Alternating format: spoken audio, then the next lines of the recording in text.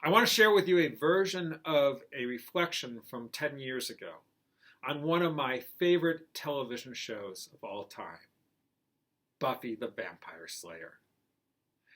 The well-known musical episode, Once More with Feeling, is both an incredible tribute to the musical genre and an incredible accomplishment for a 15-minute television show. But its substance is even more important than its style. The sixth season of Buffy the Vampire Slayer is sometimes talked about as a disappointment. Some fans even swore off the show at this point. But I think in truth, it was simply hard to watch the sixth season because the show got really dark. It was difficult to watch characters that we had grown to love hit such lows. That, however, mirrors real life. The musical episode crystallizes this, centering on Buffy's inability to tell her friends that when they resurrected her, they pulled her not out of hell and torment, but out of heaven. Here's the base assumption. She sacrificed her life at the end of season 5 to close a hell dimension and to ultimately save everyone. In order to justify using magic to bring Buffy back to life, her friends convinced themselves that she must be stuck somewhere in hell.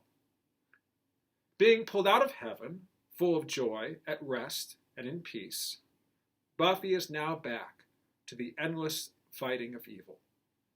That now seems like hell, and she feels none of the passion that she felt when she was alive before. Buffy can only confide in Spike the vampire, who is soulless, undead, and in love with Buffy. That's not the only thing going on. Best friend Willow is treading water in her growing addiction to magic, which started with Buffy's death, realized with a spell to bring her back to life, and has continually worsened.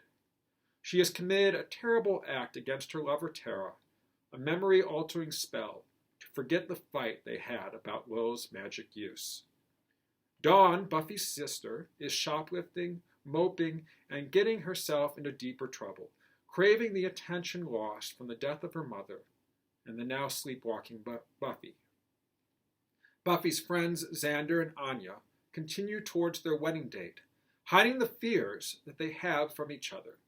Anya's fear that Xander will hurt her and stop loving her, and Xander's fear that he will hurt her. Ironically, they both have different aspects of the same fear, and instead of dealing with it openly and honestly, they simply push on to the wedding. And finally, there's Steady Giles, the long father figure of the show. He's convinced that he's in the way of Buffy's growth, Buffy's inability to take adult responsibility for Dawn and herself, always leaving the adult decision to Giles, seems to be growing worse. Now, the brilliant plot device, as in the case of musicals, is that the truth comes out in song. Hurts and fears are sung to each other and to the audience, thanks to the spell of a demon. Beating the demon doesn't change the fact that everyone has been hiding the truth from each other and themselves. The characters have yet to hit rock bottom, but the plot and dialogue expose how difficult it is to live in this world.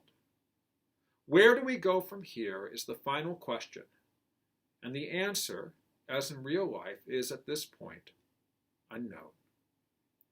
It's one of the finest hours of Buffy the Vampire Slayer, perfectly setting up the rest of the season towards the face-off with the season's big bad, life itself. Now, I can't stop thinking of the parallels with where we are now in this show. It's a few days post-Easter Sunday. The Episcopal Church collectively pulled it off in various ways. Live streams, reflections, amazing virtual choirs, and St. Paul's did its part with video reflections, musical offerings, a beautiful heartfelt flower arrangement, and our bell ringing out with the others across the diocese. We got through this Easter in the middle of a pandemic, and all is as well as it can be. Quoting the final song of Buffy the Musical, the battle's done, and we kind of won.